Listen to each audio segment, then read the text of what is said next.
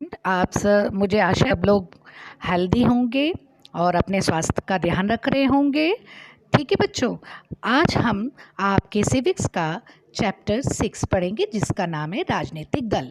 इससे पहले हमने सत्ता की साझेदारी और संघवाद पढ़ा था।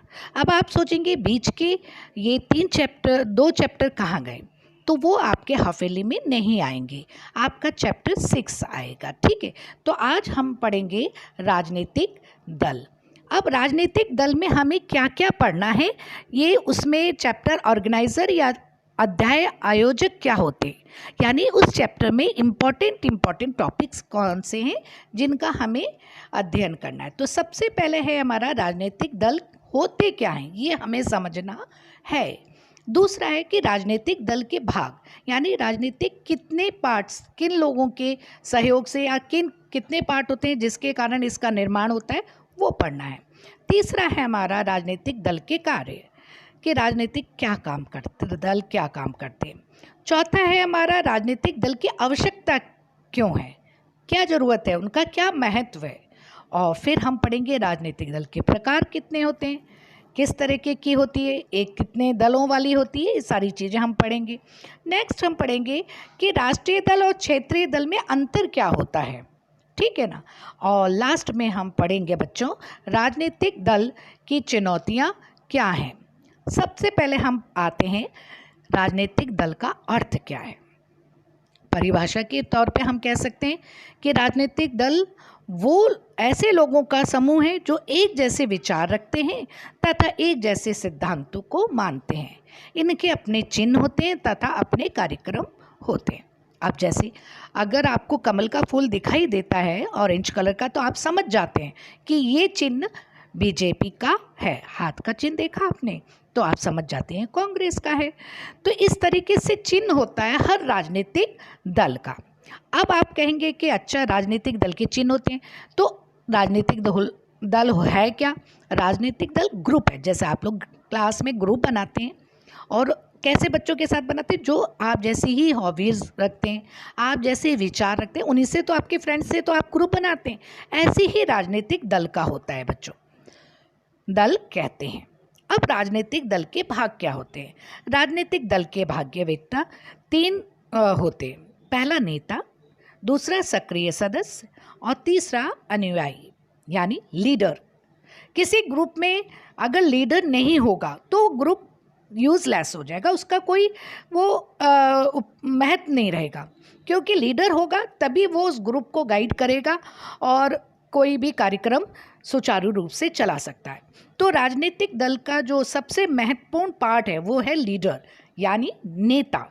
दूसरा है लीडर क्या अकेला राजनीतिक दल को चला सकता है, बिल्कुल नहीं चला सकता। लीडर ने आपको गाइड किया, अब उस कार्य को कौन करेगा, जो उसमें एक्टिव मेंबर्स हैं यानी सक्रिय सदस्य हैं, वो कार्य करेंगे।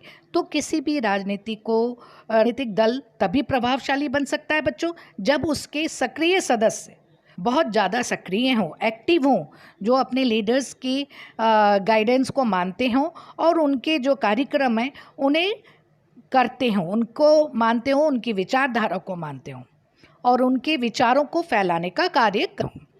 तीसरा है अनुयायी यानी फॉलोअर्स। अगर फॉलोअर्स नहीं होंगे तो वो राजनीतिक दल सफल ही नहीं हो पाएगा। तभी तो हम उनको मत देते हैं अपने, क्योंकि हम उस राजनीतिक दल के फॉलोअर्स हैं, उनकी बातों को मानते हैं। तो इसलिए हम जब चुनाव में अब मनपसंद राजनीतिक दल को वोट देते हैं। अब आता है राजनीतिक दल के कार्य क्या है। राजनीतिक दल के कार्य बेटा चुनाव लड़ना, नीतियाँ और कार्यक्रम बनाना, कानून बनाना, सरकार चलाना, विरोधी दल की भूमिका निभाना। तो हम इन सब पॉइंट्स को एक एक करके पढ़ेंगे। तो पहला है चुनाव लड़ना। राजनीतिक दल चुनाव लड़ते हैं, ठीक है। जब हम लोकतंत्र की भाषा पढ़ते हैं या बोलते हैं तो उसमें हम एक सेंटेंस बोलते हैं, लोकतंत्र वो शासन पद्धति है जिसमें जनता अपने शासकों का चुनाव करती है। अब चुनाव शब्द आया, ठीक है। अब चुनाव का मतलब ये तो नहीं है कि हम किसी को भी उठा लेंगे, या इतने विशाल देश में इतनी बड़ी जनसंख्या में हम किसको अपना प्रतिनिधि चुने, तो उन प्रतिनिधियों को चुनाव लड़ने या उनको चुनने में हमें ये राजनीतिक दल मदद करते हैं। ये अपने उम्मीदवार चुनाव में उतारते हैं। हम उन्हें देखते हैं कि जो प्रतिनिधि इन्होंने उतारा है वो हमारे विचार से सही है या नहीं है। तो चुनाव लड़ाने का कार्य, लड़ने का कार्य ये राजनीतिक दल करते हैं। हमारे को एक प्रतिनिधिता जो है ये राजनीतिक दल देते हैं। तो अब उम्मीदवार कैसे उतरते हैं? उम्मीदवार का चुनाव उस दल के सदस्य करते हैं और तथा समर्थक करते हैं। जो दल है उनके जो मेंबर्स हैं और जो फॉलोअर्स हैं वो बताते हैं कि इस क्षेत्र से ये व्यक्ति उम्मीदवार होगा, क्योंकि जहाँ पर उसके फॉलोअर्स ज़्यादा होंगे उस उम्मीदवार को वहाँ पर चुनाव लड़ने के लिए उतारा जाता है ताकि वो चुनाव में जीत सके। अब आता है नीतियाँ बनाना। चुनाव हो गया बच्चों। अब चुनाव होने के बाद वो सरकार का निर्माण करेंगे। अब सरकार का कार्य क्या है? आप सबको मालूम है, सरकार का सबसे प्रमुख कार्य है नीतियों का निर्धारण करना, शासन चलाना। तो यही दल जो चुनकर गया है, जो जीत कर गया है, जो एक तिहाई बहुमत लेकर सरकार जिसने निर्माण किया है सरकार का, वही नीतियों का निर्धारण करता है, बनाता है। नेक्स्ट है हमारा कानून और सरकार का निर्माण करना।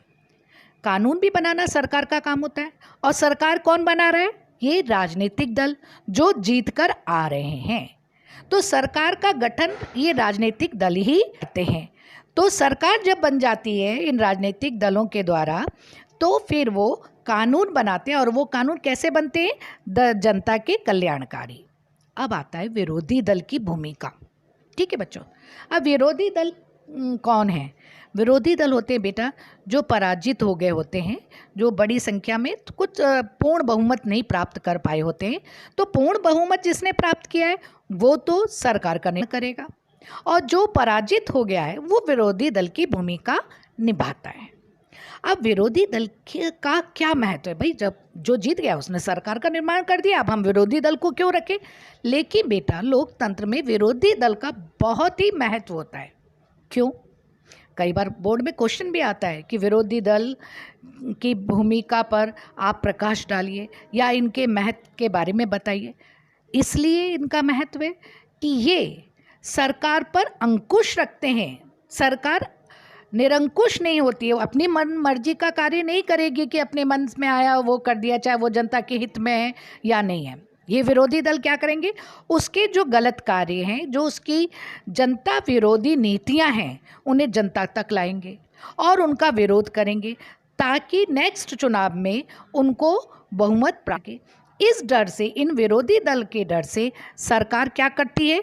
जनता के लिए कल्याणकारी कार्य करती है, नीति बनाती है। तो एक तरीके से विरोधी दल जनता सरकार पर अंकुश रखती है। फिर है जनता तथा सरकार के मध्य कड़ी।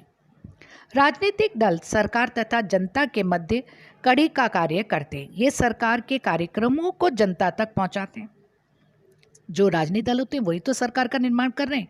उन्होंने जो कार्यक्रम बनाया वो जनता तक आ गया। ठीक है। अब जनता क्या विचार रख रही है, वो उसके फेवर में है या नहीं है, या उसके अगेंस्ट है, तो वो उसको भी, उन विचारों को सरकार तक पहुंचाने का काम भी ये राजनीतिक दल करते हैं। तो एक तरीके से ये जनता और सरकार के मध्य कड़ी का कार्य करते हैं। अब आते हैं हम कि राजनीतिक दल कितने प्रकार के होते हैं। बेटा राजनीतिक दल एक दलीय व्यवस्था होती है, दूसरा दो दलीय व्यवस्था होती है, और तीसरी तरीका है हमारा बहुदलीय व्यवस्था। एक दलीय व्यवस्था वो होती है बच्चों जिसमें केवल एक ही दल चुनाव लड़ता है। तो अगर हम लोकतंत्र की दृष्टि से देखें तो ये वास्तविक लोकतंत्र नहीं है। क्यों? क्योंकि इसने आपको चुनाव की सुविधा नहीं दी है, ऑप्शंस नहीं दिए हैं, उसने विकल्प नहीं दिए हैं। जबकि लोकतंत्र क्या कहता है कि आपको चुनने का विकल्प होना चाहिए। अगर एक दल है, आप चुने ना चुने वही जीतेगा, और चुनना आपको उसी को है। तो इस प्रकार की व्यवस्था हम एक दलीय व्यवस्था कहते हैं। जैसे चीन में, चीन चुनाव लड़ता है, ठीक है, कम्युनिस्ट दल। तो ये एक तरीके से हम कह सकते हैं यहाँ पे वास्तविक लोकतंत्र नहीं है। दूसरा तरीका है राजनीतिक दलों का दो दलीय व्यवस्था। इसमें दो दल होते हैं, जैसे अमेरिका में। इन्हीं दो दलों के मध्य चुनाव होता है, यही दोनों आपस चुनाव लड़ते हैं और इन्हीं में से कभी एक दल पहला दल सरकार बना लेता है, कभी दूसरा दल, ठीक है। और तीसरी व्यवस्था होती है बहुदलीय व्यवस्था, जिसमें बहुत सारे राजनीतिक दल होते हैं। जैसे भारत में वास्तविक रूप से अगर लोग कहा जाए तो बहुदलीय व्यवस्था होती है, क्योंकि हमारे पास विकल्प है, हम चुन सकते हैं कि हमें ये दल पसंद नहीं आ रहा तो हम वो दल चुन लें, हमें वो दल की नीतियाँ पसंद नहीं है, उसके कार्यक्रम पसंद नहीं है, उसने अच्छा कार्य नहीं किया, जनता के लिए कल्याणकारी कार्य नहीं किया, तो हम दूसरा दल बदल सकें। तो इस तरीके से हम एक तरीके से कह सकते हैं कि बहुदलीय व्यवस्था ये वास्तविक लोकतंत्र की स्थापना करती है। ठीक है बच्चों, हमने इतना, बाकी जो पॉइंट्स हैं हमारे, जैसे कि राष्ट्रीय दल क्या हैं, क्षेत्रीय दल क्या हैं, राजनीतिक दलों की चुनौतियां क्या हैं, ये सब हम नेक्स्ट वीडियो में पढ़ेंगे। ठीक है बच्चा, ओके बच्चे, आप लोग सही ढंग से कार्य करें, जो भी डाउट है पूछ लें। के बच्चे, गुड बाय।